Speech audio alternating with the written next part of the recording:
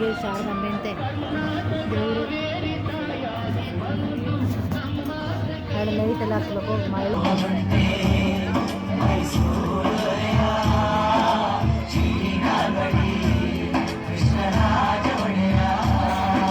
ಸಾವಿರಾರು ವರ್ಷ ಕಳೆದರು ಸವೆದಂಥ ಸಾಧನೆಯ ಸಾವಿರಾರು ವರ್ಷ ಕಳೆದರು ಸವೆಯದಂಥ ಸಾಧನೆಯ ಅದನ್ನು ಪರಿಹರಿಸಿ ಬಹುಜನರ ವೇದನೆಯ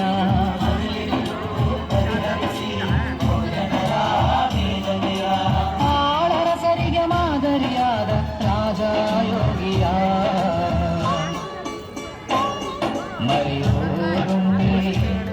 ಮೈಸೂರು ದೊರೆಯ ಶ್ರೀನಾಲ್ವಡಿ ಕೃಷ್ಣರಾಜ ಒಡೆಯ ಶ್ರೀನಾಲ್ವಡಿ ಕೃಷ್ಣರಾಜ ಒಡೆಯ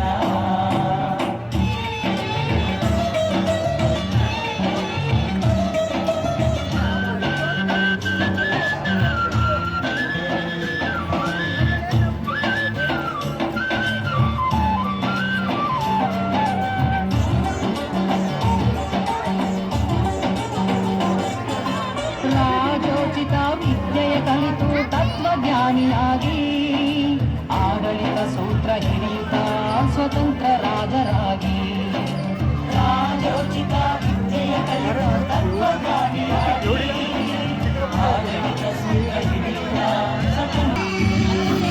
ನಾಡು ನುಡಿಗೆ ಬಹು ಜನರ ಏಳಿಗೆಗೆ ಜೀವ ಕೊಟ್ಟ ದೊರೆಯ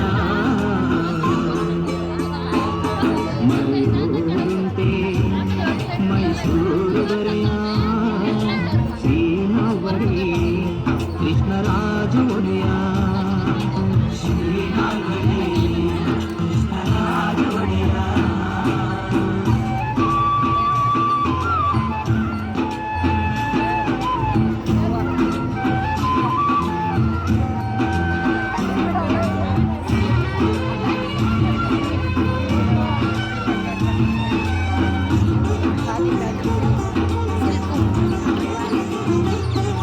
ಮನುವಾದವ ಮಟ್ಟ ಹಾಕಲು ದಿಟ್ಟ ಕಾನೂನುಗಳ ಮಾಡಿ ಗೆಜ್ಜೆ ಪೂಜೆ ದೇವದಾಸಿಯಂತ ಅನಿಷ್ಟ ಪದ್ಧತಿಗಳ ದೂರಿ ಮನುವಾದವ ಮಟ್ಟ ಹಾಕಲು ದಿಟ್ಟ ಕಾನೂನುಗಳ ಮಾಡಿ ಗೆಜ್ಜೆ ಪೂಜೆ ದೇವದಾಸಿಯಂತ ಅನಿಷ್ಟ ನೀಡಿದ ಜನಾಂಗಕ್ಕೂ ಶಿಕ್ಷಣ ನೀಡಿ ಮನವನರುಗಳ ಕನ್ನು ನೀಡಿದ ಜನರ ಏಳಿಗೆಗೆ ಜೀವ ಮುಡುಪಿತ್ತು ದೊರೆಯ ಶ್ರೀನಾಲ್ವಡಿ ಕೃಷ್ಣರಾಜ ಒಡೆಯ ಶ್ರೀನಾಲ್ವಡಿ ಕೃಷ್ಣರಾಜ ಒಡೆಯ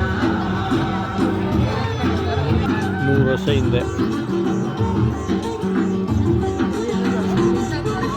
ಅದು ಐರನ್ ಓರ್ನ ಬಾಯ್ಲ್ ಮಾಡಿದಾಗ ಅದು ಕರಗುತ್ತೆ, ಆಮೇಲೆ ಹಾಕ್ಬಿಟ್ಟು ಬೋಲ್ಡ್ ಮಾಡಿದ್ಮೇಲೆ ಹೆಂಗೆ ಬೇಕು ಹಂಗೆ ಶೇಪ್ ಆಗುತ್ತೆ. ನಿಮ್ಮ ಸಾಧನೆಗೆ ಜೀವ ನೀಡಿದ ನಿಮ್ಮ ಸಾಧನೆಗೆ ಜೀವನಾಗಿ ಆಡಳಿತದವಕಾಶವ ನೀಡಲು ಬಹುಜನರಿಗೆ ಆಡಳಿತದವಕಾಶವ ನೀಡಲು ಬಹುಜನರಿಗೆ ಮೊದಲ ಆದ್ಯತೆ ನೀಡಿದ ಅಚ್ಚಳಿಯದ ಚರಿತ ಸೃಷ್ಟಿಸಿದ ಕೆಚ್ಚದೆಯ ದೊರೆಯ ಮರೆಯುವಂತೆ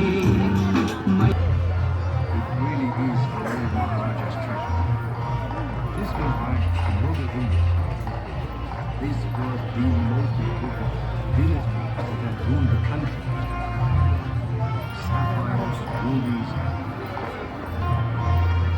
and some of the most amazing swords and daggers. Royal families of India. You can clearly see jewels that were inspired by Indian architecture, by Indian gems, by Indian jewels. And you now have the best of both. And this was a great meeting of minds and a very significant moment.